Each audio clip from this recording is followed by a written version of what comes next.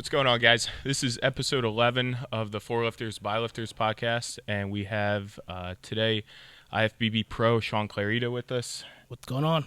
And he's a pretty high level competitor right now. So we're going to talk a little bit about his history in bodybuilding and see where it goes from there.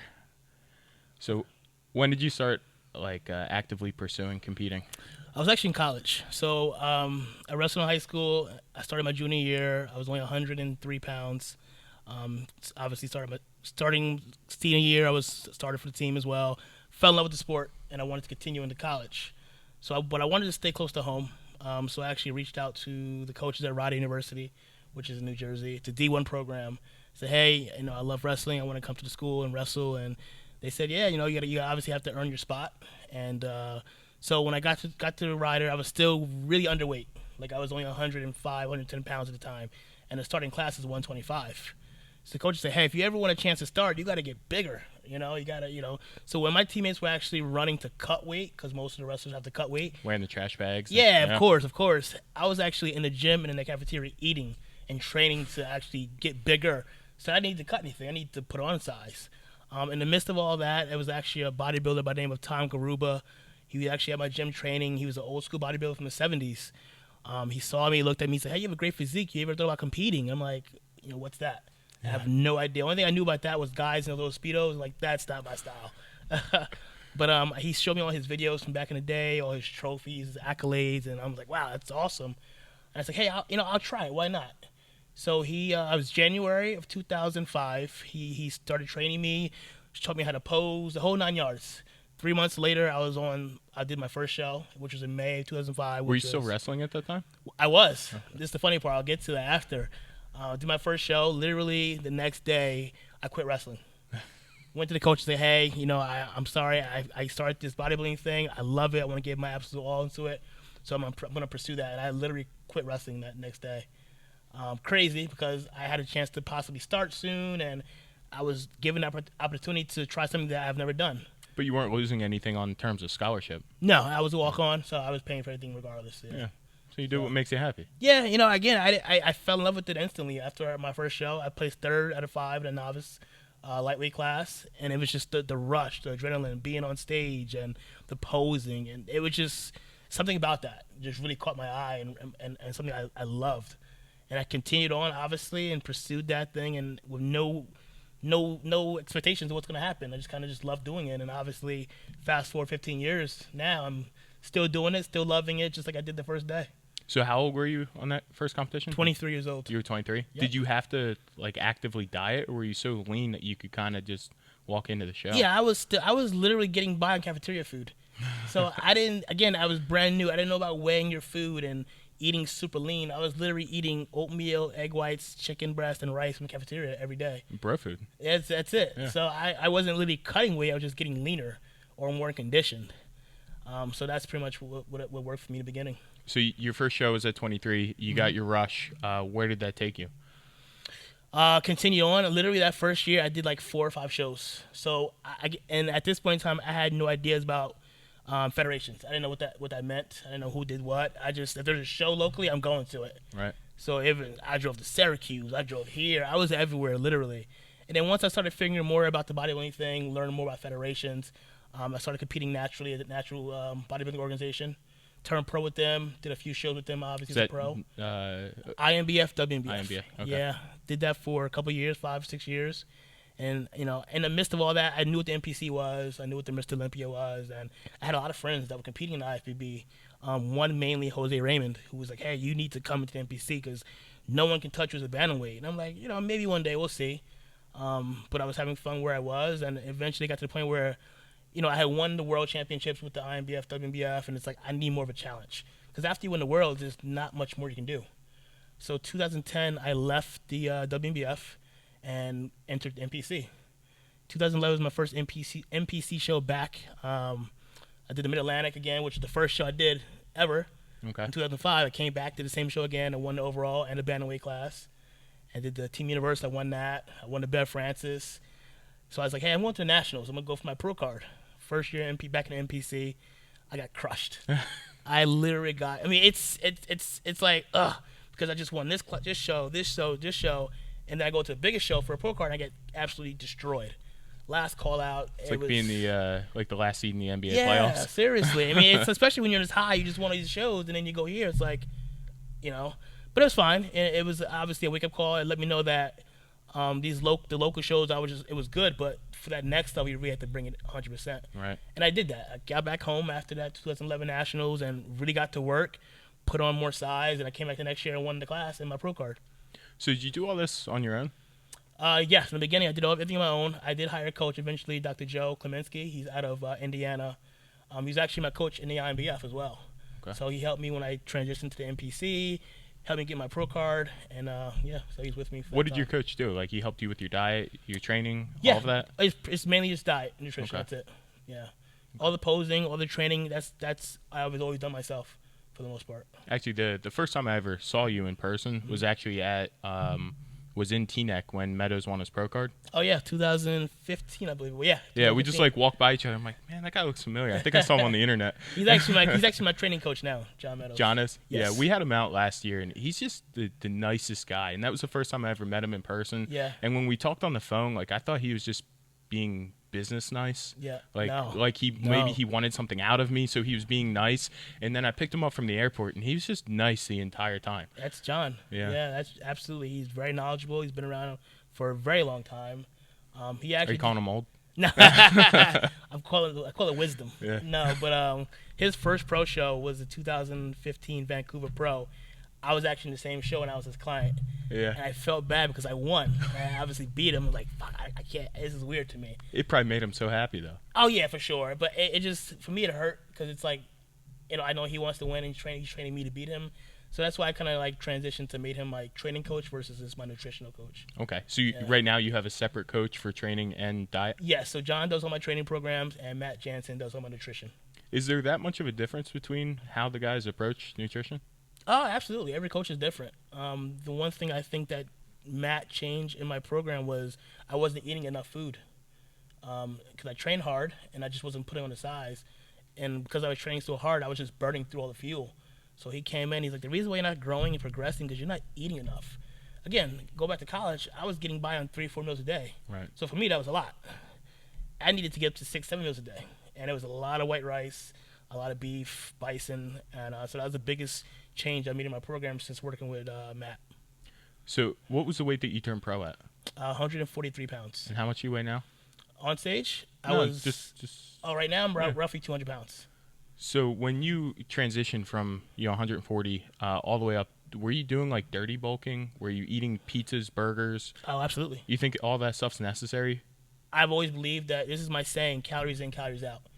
And when I say that, it means I can eat the ice cream, the cookies, the pizza because I'm going to utilize that in the gym. And that's always worked for my body. It wasn't until this past year where I really just focused on giving 100% to my diet. In the past, I was, I hate to say this, but I was only doing about 85% in the off season, and I was doing very well. And obviously, after placing third at the Olympia last year, it's like, you know what? I need to bring 110% this year. I just can't half-ass like I've been doing in the past. So literally this year, I kind of cut all the junk food out.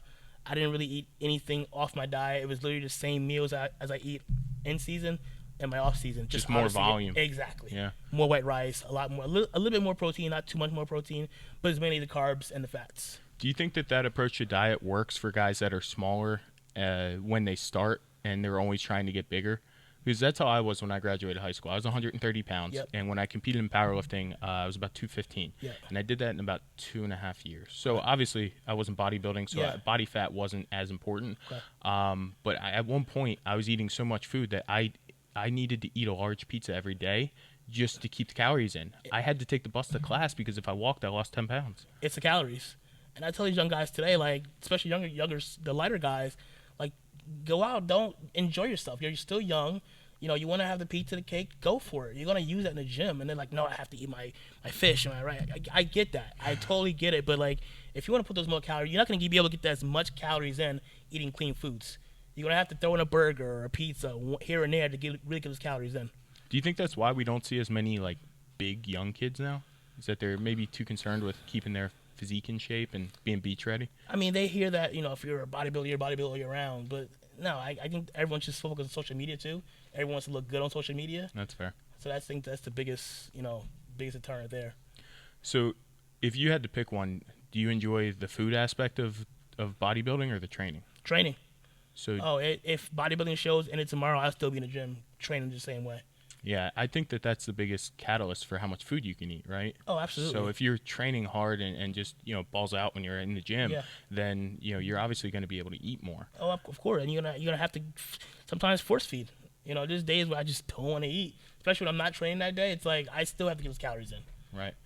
And I think when people think about eating burgers and ice cream and all that stuff, and they think about getting fat, I think the biggest piece that they're missing is how hard guys like you are training in the gym to be able to put all those calories to use. Exactly. So, Exactly. I mean, again, it's especially during like a heavy back day or heavy leg day. You need those calories. You need those fat to get through that workout. Especially, I mean, I believe in high fats, high carbs the day before, and especially even more so after I train legs. you said high fats and high carbs? Oh yeah, Yeah. absolutely, absolutely. Usually it's like one or the other, I feel like. Just both. Yeah. Oh yeah, it's both. So, is this your career? Is bodybuilding your career? Yes, thankfully it is. Absolutely. When did that switch turn on? To where you could say, this is what I'm going to pursue. This is how I'm going to pay my bills and feed my family. 2017. It's a crappy story, and I hate talking about it because it's like it irks me. So 2017, I had a full-time job, and obviously my bosses, they were all on board with me competing, and they wished me luck and all whole 9 yards. So I had taken off obviously for Olympia. I took like 10 days off from work. They knew I was competing, and I literally the day I was coming home on the flight, I get an email. It's like, hey, unfortunately, we have to let you go. We have to find someone that's that can be here. I'm like, but you knew I was competing, But I was like, you know what? Maybe this is my time. This is what's telling me that it's time to make this your full time thing and really give 100%. And at that time, that's when my physique kind of switched a little bit because now I'm focusing more on just the training and the rest aspect. Okay. So that's when I really started doing a lot better. I had won 2 shows in 2017. I won the 2018 New York Pro. Started doing extremely well in Olympia. So it was that change that really progressed my physique, I think. Okay. Were you only making money off of like supplement sponsorships, Yep. or what other sponsorships are out there? Right now I'm with obviously NutriBio and also with Gas Apparel. Gas. Okay, so clothing and stuff. I feel like a lot of people, at least we have a lot of young kids, and they say, I want to turn pro. And they think that when they turn pro in bodybuilding, that all of a sudden their bank account's going to change. And it's very common for people to think like that. And one of my very good friends, he owns a gym locally here. He got his pro card, I think, 2 years ago?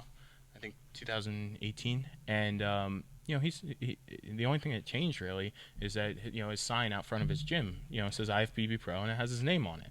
But his bank account didn't change, nothing changed. If anything, he has to pay more to keep that fee to keep that card. Exactly. But I just I feel like if you want to make money in this sport, like there has to be a moment where you're just saying, this is what I'm going to do, and you just go all out towards it.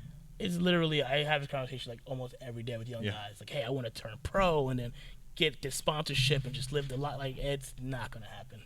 And it's not going to happen. Even if you turn pro, there's no guarantee that you're going to be able to get sponsored or make it to that next level. There's only very few bodybuilders who are successful monetarily wise. Yeah. So I tell these young guys, if you're doing it for the fame, the money, and all that, the glitz and glams, don't do it. Because you're going to be really broke and really upset when you spend all this money on food and supplements just to get to that stage. And after you win the pro card, you look back and you're broke.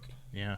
And you have to feel like you're on a hamster wheel too. Of course. Because if you stop training, if you stop eating, your finances go to shit. Of course. So you have to love to do it, or else you're gonna feel like you're in jail and you have to do it. Yeah, I said, like, if bodybuilding shows in it tomorrow, I'd still be in the gym because I love the training aspect. I love to see my body progress, get better, improve. And that's why I do it. The bodybuilding shows are great, and it's a platform for me to show off my hard work. But it's not the reason why I do it because of the shows. I do it because I truly love training. Yeah. So let's segue into training a little bit. Okay. I saw you post a video the other day, and you're training legs, and it might have been yesterday. Oh yeah, Sunday. Yeah. Was it? Yeah. Yeah, Sunday. Yeah. And so I saw that you were training legs. Can you talk a little bit about your philosophy with training? And I know that you said you're coached by John, but obviously, you're picking your movements to an extent. To an extent, yeah. But you did like 3 ridiculously heavy compound sets, and a lot of people feel like that might be like too much. Yeah, to each your own. When I say that, like I need to literally kill every body part. Like I said, John obviously writes some of my programs out for me, but he trusts me. He knows that if I want to add an exercise in or remove something and then replace it with something else, he's okay with that. So like especially for legs, and that's the biggest body part you got. You have to absolutely annihilate legs in order to really get them to grow and improve. I'm a big believer in squats. Obviously, as I've gotten older and I don't recover as fast, regular barbell squats don't really work for me. I'm a big believer in belt squat and safety squat bar. And after you have to do a pressing movement. So I try to get at least 3 to 4 good exercises in our legs. And every body part, like chest, back, shoulders, pretty much the same thing. It's always heavy. So even though the motions are relatively similar, I think you had like a pendulum squat on there, maybe like a leg press or a hack. Leg press. And then you had something else that was compound. Belt squat. I mean, they're all very similar motions. Yeah. You don't feel like that's redundant at all? It's the way I place my feet. So a lot of people don't realize, like, I might go wider on squats. I go a little bit narrow on, like a leg press. And then my pendulum squat is actually really closer, and my toes are pointed out. And that's working the outer part of your quad? Exactly. Okay. So I'm always changing foot positions. It may look the same, but the position and how I move throughout the movement is always going to be different. So you have different when you change exercises, you have actual like different target areas and a different purpose for doing each one. That and the fact that certain movements don't feel right on my knees as well. So I know I can't go straight on the pendulum squats. I'm gonna kill my knees. So I'm gonna turn my legs out this way. Same thing with my squats. I try to hit the entire leg. Adductors, glutes, hamstrings, quads. So I may go more of a neutral squat, a neutral position where I'm like shoulder width. And then on the leg press, I may just kind of just go a little bit more narrow stance and kind of maybe put my toes out a little bit sometimes, maybe not, depending on the actual machine I'm on as well, because obviously different machines hit it differently as well. Yeah. Do you train heavy compound movements for all of your body parts? Absolutely. So can you give us, I mean, I haven't seen a recent like chest workout, but can you give us like a rundown of if you were hitting chest today, what it would look like? So I go in and I do dumbbell presses. I'll do maybe 2 to 3 warm-ups, and then I go to 2 all-out sets of 8 to 10 reps. I work my way up to 150s, 160s dumbbells. Then I'm going to go into barbell incline. That's one of my main movements, because that's what John really wants to bring up my upper chest. Okay. So every week I'm doing incline barbell press. And you feel like the barbell hits it harder than the dumbbell? I do, personally, yeah. Okay. I do, absolutely. I feel like I get a lot more out of the barbell than I would the dumbbell, and for that particular movement. Okay. And then I'll do, again, 2 warm-up sets there. Not maybe 2 just there, 'cause I'm already starting to get warmed up, so I don't need to go 3. 2 warm. I always do a feeder. I got to feel it out, make sure I'm feeling good, make sure position's hitting right, and then I go into my 2 all-out sets there. Then I may do another pressing movement. If not, I'm going to go into a fly. To obviously, if I'm doing too heavy pressing, I need to open up a little bit more now. Go into a fly movement, and then I finish with dips to really stretch everything out. Do you ever reverse that? Like, are there times where you're doing your isolation movements first as like a pre-exhaust or pushing? No, never happens. No, I need to get those heavier movements out the way first. I'd rather finish at the end with cable movements or machine versus putting those toward the beginning. So, just me personally, obviously, I'm not a bodybuilder, but if I were to train, dumbbell incline, barbell incline, my shoulders activated at that point. Yeah. So if I were to try to hit flies afterwards, I feel like I'm mainly using my shoulder, like because there's just so much blood in that. Yeah. So how do you prevent that from happening? Well, those movements are more so just more of a squeezing movement. They're not really going to build as much. So I'm not going as heavy as I would on everything else. So for me, I may just focus more on a squeeze, bring my shoulders back, and just focus on the chest at that point in time. Okay. Whereas the dumbbell presses, the incline, that's going to be obviously shoulder dominant as well. But again, I want to get those heavy moves out the way. Because if I do cables first or machine first, pre-exhausted Chad, I'm not going to have anything left, personally, for those those heavy movements. Okay. Did you, through your years competing, have you had, like, body parts that the judges are like, this just isn't going to, hack it? Oh, yeah. My back and my chest have been my weaker areas for years now. And because of that, John and I have put together my program where I'm doing chest twice a week and back twice a week. Okay. Are same workouts or? No, we do a pump day. So say I do, which I do now. My back day on Monday is usually a heavy compound day. So if I give you a rundown, my back day is usually a barbell row, a dumbbell row, a reverse row, anything like that is more compound stuff. And then I'll train back again on Friday, and that's more so cable and machine work. So obviously I'm doing the dumbbells and barbells on Monday. This next day I'm doing like cable pull downs, cable rows, things like that. Maybe So hammer strength equipment. Like exactly, all the something. equipment. Yeah, I think hammer strength equipment as well Yeah. for sure. Same thing with chest, barbell work, dumbbell work on that Tuesday. That Saturday or that Friday, whatever it is, going to be more so cable flies, cable presses, machine presses. So how many days a week do you train? If that's four right Prep there. 6. In prep, it's And 6. prep is 6 days. Okay. Are you in Yeah. prep now? 2 weeks from now will be. Okay. So how many days a week are you training Right right now, now? just 5. Okay. Yeah, just 5. And that's right still now. giving you adequate rest to Yep. recover and grow. Absolutely. Okay. What about what about cardio? From a guy who naturally your body probably wants to shrink. Oh yeah. So where do you stand on that? Right now in off season, I do no cardio. 0. I've never done cardio in off season. I know people say it's bad for you. It's bad for your heart. I train hard enough where I'm getting that cardio during my workouts. And again, like you said, it's as a hard gainer, someone who needs to eat a lot of food in order to keep my weight as well as grow. I can't do the cardio. If I did cardio every day, 20, 30 minutes, I'd be like 160 pounds right You'd now. be right back down where you started. Exactly. As a bantamweight again. Yeah. It doesn't work for me. What about prep though? It will vary. So we'll start prep about maybe 3 or 4 days in the beginning for like 20, 30 minutes. And as we go along, toward the end, it'd be like an hour and a half a day. Okay. And are you doing like steady state? Steady state, I prefer the Stairmaster. Okay. I believe it's the hardest one, so I want to do the hardest thing, and that's always the best thing. Yeah. Plus, it really hits your hamstrings and glutes, too. It's So, funny how you have people that want to do cardio but just want to walk in the park, Oh, and then there's people that want to do cardio and treat it like it's their heaviest, squat set. I see that. It's like, how do you get anything from walking? I just don't see it. Unless it's like you're walking in a sauna or something, maybe, but that's about it. Yeah, it's a different type of stress that way. Yeah. So which show are you doing next? So we are qualified for the 2020 Olympia. Obviously, placing third last year automatically qualified me. I just want to focus on Olympia. This is the second year. Last year was the first year I had the full year off to prepare just for the one show. I qualified early in 2018. And I said, finally, because in years past I was doing 2 to 3, 4 shows prior to Olympia just to qualify. And by the time you get to Olympia, you're just shot. You just dieted for 7, 8, 9 months. Yeah. By the time I get to Olympia, it's like I don't have it anymore. Like my body's just tired and beat up.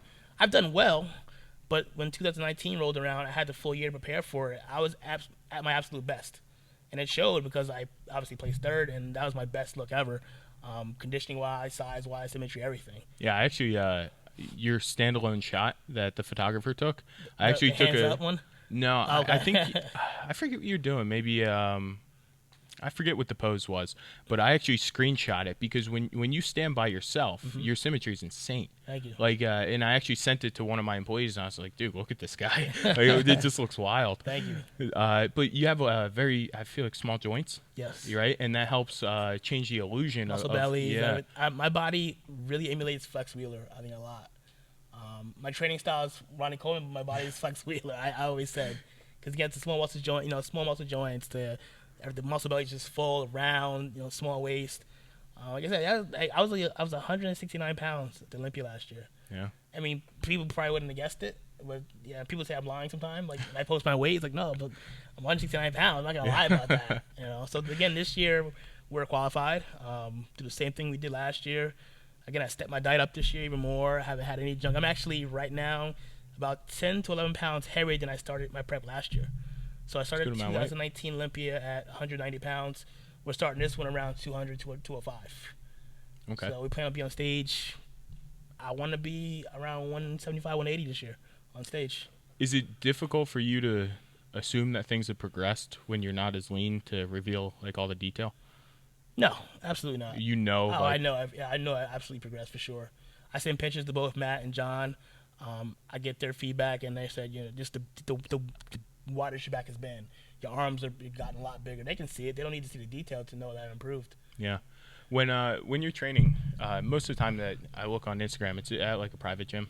I have a few different gyms back. Yeah, He tagged like 5 different gyms. You have a different gym for every body Yeah, part. because every gym's got equipment. I like training back here. I like training legs here. But my main gyms are mainly Signature Fitness and Powerhouse in South Pakistan. What is it about those gyms that kind of draw you to them? Signature Fitness, it's huge. It's got everything. I mean, I've never been to a gym that's had 3 or 4 of everything. Like you've got 3 or 4 different extensions, and it's all different angles, different feels. And they're very supportive of me and my career. They actually had the Olympia on the TV while I was on stage at the gym playing. So they're very supportive of my career. I go in there, I train. They don't bother me at all. It's been a great training there for the past 3 years now. And is there anything about like environment, like anything like that, Bob? Like Unfortunately, it's influence not. you? And unfortunately, it's not. I don't need to be around the bodybuilders to train hard.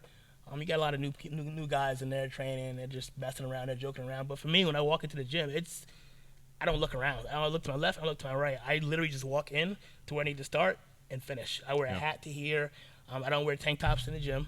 That's a big no-no for me. And I just focus on training. Why don't you wear tank tops? Various reasons. So my main reason is I wear 3X t-shirts because I'm comfortable. Two, I don't want to see myself in the mirror training. So if I don't see any skin, I'm just going to keep training harder and harder. And three, I don't want people to really see me or bother me, really. Yeah, we in our little mini gym, one of our athletes is like, "Oh, everything's cool, but you need to put mirrors up." Like, no, like I don't need to see myself. No. Like, I just want to assume that I can push harder and just keep going. I feel like there's a moment of gratification if you see yourself, you're all pumped up, your veins are coming out. See, you get it. Exactly. Because you get complacent. You get satisfied. You get very complacent with like, oh, I'm good, and then like, fuck, I'm just going to, no. Like, my 3X t-shirts are here. If I don't see anything, it's like, fuck, I want to fill this t-shirt out. Yeah. So I'm going to keep training and training and training until I fill it out. And once I fill it out, I'll just go buy a 5X at that place. With powerlifting, if we had a training day set up, and most of the time we never truly maxed out, right? I always thought that was a very negative thing because to me, strength training is more mental than it is a physical feat. So I always said, like, if we had a day where you're hitting, or your goal would be to hit a PR, whether it's a 2 or 3 or a single rep, you never go for another one afterwards. Because you're satisfied, you're happy that you just hit something that's your all-time best. That just changed everything in your brain. You're not going to be as hungry for that next one. Exactly. So even if you smoke it, you shut it down and you come back the next week or the next training cycle and you continue to just crush your numbers. But as soon as you're satisfied, it just ruins everything. Yeah, for sure. Again, I've had people say you shouldn't wear, you're covering yourself. I don't do it for you. I do it for myself. I post a lot of training clips.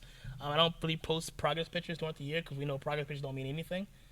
Because it doesn't matter what you look like. We like Miss Olympia 6-8 weeks out. Yeah. You get on stage, you get, what happened, so. How much of bodybuilding, especially in the 212 class, do you think is genetic? All of bodybuilding is genetic. All of it. I think you have to have some type of good genetics in order to be one of the elite guys. But how do you know that your genetics got you where you are, rather than your work ethic? Because like you have to work hard to kind of reveal the genetics, right? Of course. So if you don't have that, then how do you know if it's your genetics? I never really paid attention when I was younger. I just trained my ass off and then showed up and did what I did. But like talking to certain individuals, like you see guys like Phil Heath who turned pro like the second or third show and then just started smoking the Olympia. He's got great genes, and obviously his parents gave him that, and it's like I said. But you have the guys who don't have the best genes, who have pure heart and work ethic. Branch Warren, people rant on him that he's not the prettiest physique on stage, but he doesn't care about that. He works his ass off and he shows up, and it showed by being an Arnold Classic champion, and as well as placing second at that one, the Olympia back in the. He was one of my favorite people to watch. Yeah. I didn't go on YouTube or social media much when I was younger, but in the magazines and every once in a while you'd see a video clip of something. The intensity. Branch is all business. Yeah. I was actually in Europe with him 2 years ago, and even now that he's off, not training and not competing anymore, he still trains the same way. Like we were in one gym, and he went to the front desk. He's like, crank the fucking music, and they're like, okay. They can tell Branch no. They crank the music, and he's just rowing, throwing weight around, yelling, screaming, just getting it done. It's crazy. Do you think that training intensity is necessary? Like, do you have to train that hard? Again, it's to each their own. That's for some of us. That's what works for us. Like some people, like, why do you train so heavy? Like that's my body response. I can't go into a gym, lift half the weight, and be happy. So I guess the reason why I bring that up is there's a guy in Florida. I forget his name. He's famous. Like I'm sure you would know him. He's a trainer. I think he's a pro bodybuilder. But the way he has his clients training is very like slow and controlled. Do the contractions. I think he might coach like Cody Montgomery. I forget the guy's name. But when I see it, Oh yeah, I know you're talking about. like I actually get bored watching the 15-second clip. I know exactly what you're talking about, and he's coached a few guys like that. Very smart guy, very knowledgeable guy, and I don't know if he trained himself like that when he was competing because he was an animal on stage.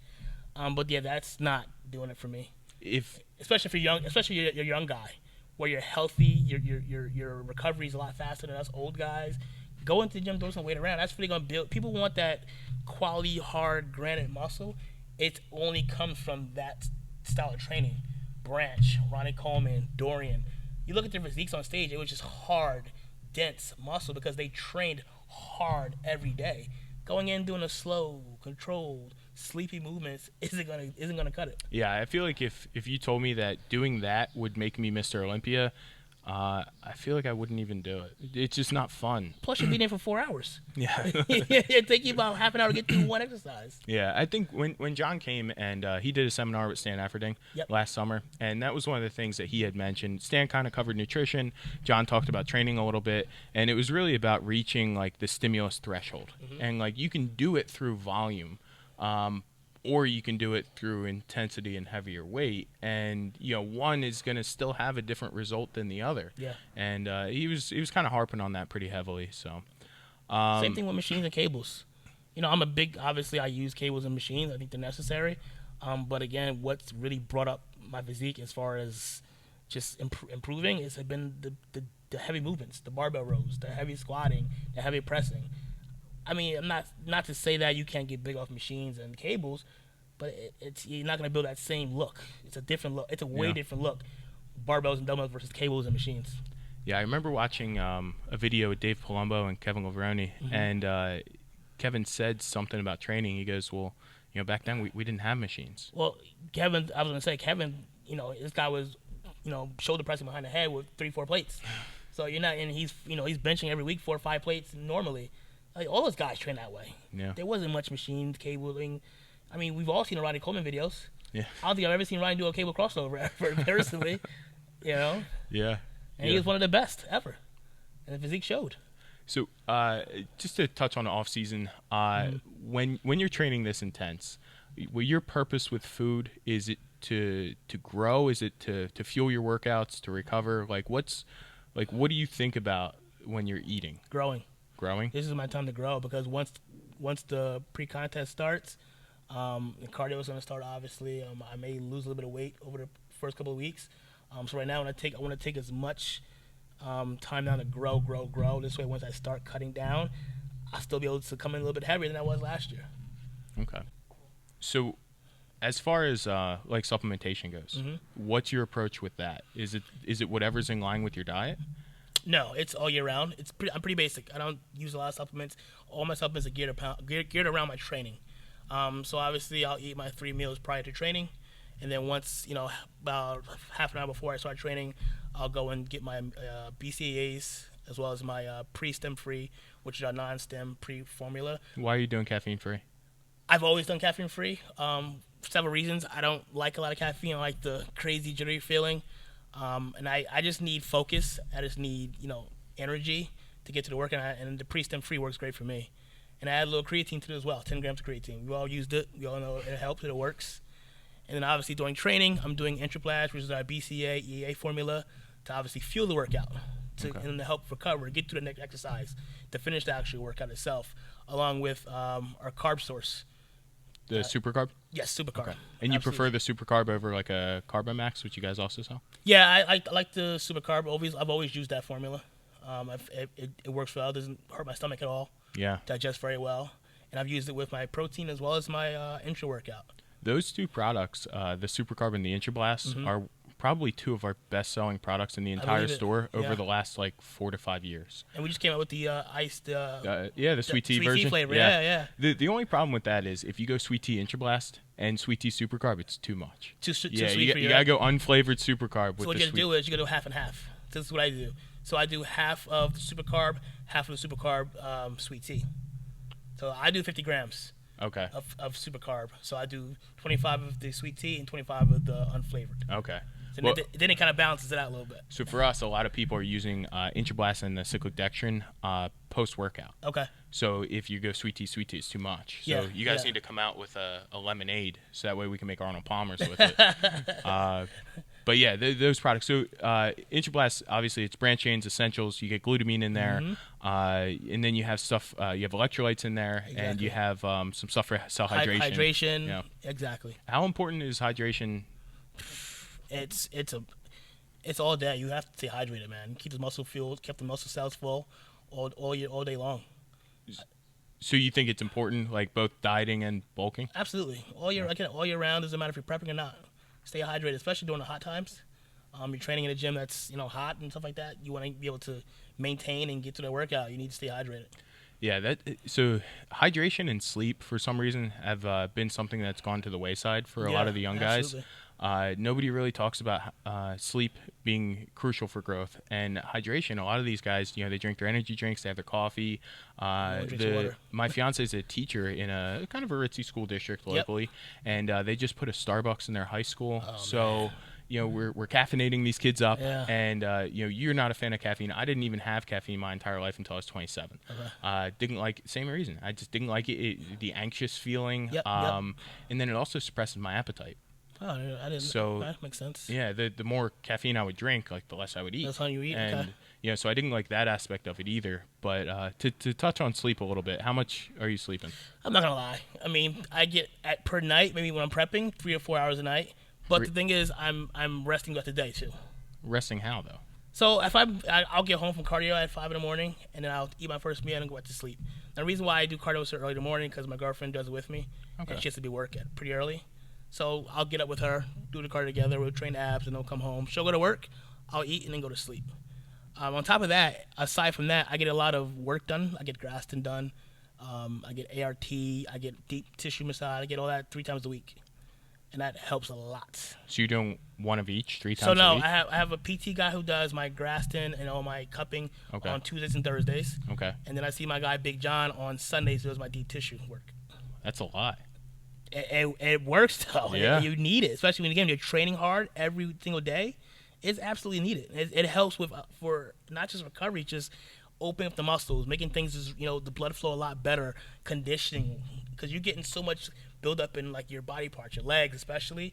When I go see, I train legs on Wednesdays. When I go see my guy Johan on Thursday, he's scraping my quads and hamstrings, just opening things up, helping the blood flow, helping to recover a lot faster. This way, when I come to the next leg day, I'm ready. I don't have to worry about it. When I was younger, my back, I herniated a couple discs, and Same I had here. the next one was bulging. So Yeah. 3 in a row. And it was to the point where Danielle would follow me to work and pull me out of my car. That's how much pain I was in. And I believe you. They wanted to do surgery. They wanted to inject the cortisone and all that stuff. And I told them, hold off. But as time went on, I found Graston. And so I went to a local person. And I only went to her 2 times. But she scraped my lower back. And she told me, she's like, your erectors are so thick. Like, I've never seen somebody with erectors this thick. Of course, yeah. And I was like, yeah, I don't know what to tell you. Yeah, like we deadlift and we squat. Like it's gonna get thick. And she scraped it, and then she did the taping and all that stuff. And I don't know what the tape actually did, but I noticed like my low back was in a different position, like completely different position, and it actually. Over time, I was able to start squatting again, and even when I started squatting, my low back was now in a different position. Because now it's loose. It's a lot. The tape, and then you said with the tape. Yeah, it does help. The tape helps a lot. I get taped every so often, especially my shoulders because they're so just jacked up. He'll tape it a certain way to where he's able to allow for the blood flow to kind of just move through the actual muscle. So it does help. But again, with you obviously deadlifting as much as you were, you're gonna be tight.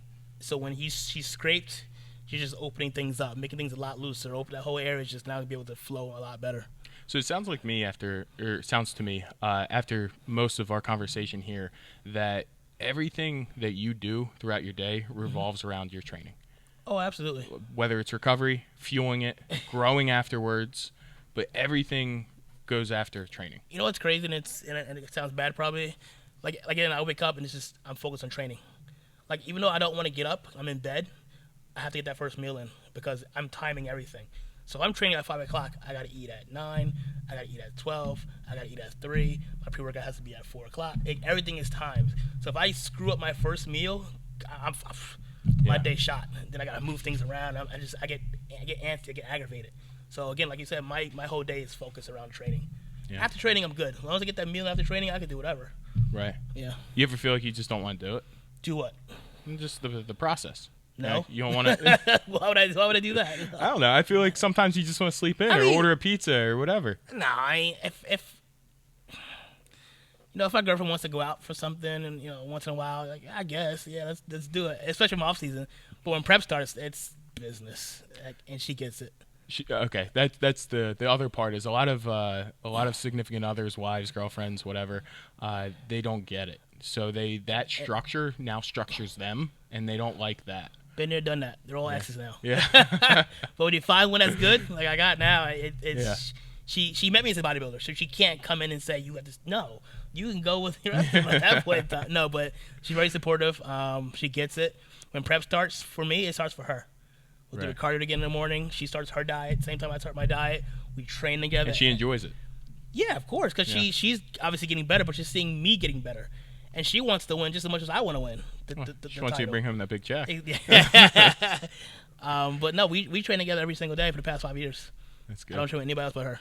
That's awesome. That's a good relationship to have. Yeah. So, Shaun, I think we'll wrap it up there. Awesome. Now, if our followers, and most of them already follow you, okay, but if they want to follow you, is the best place Instagram? Yeah, Instagram pretty much where I post all my videos, any type of, updates, anything like that. I'm very big on Instagram. And what's your handle? It says at Shaun Clarida. At Shaun Clarida? Yeah. Cool. Guys, give Shaun a follow. He's going to put a strict competition on the Olympia this year. Oh, yeah. He's looking absolutely massive. So give him a follow. Thanks for listening. Catch you guys next time.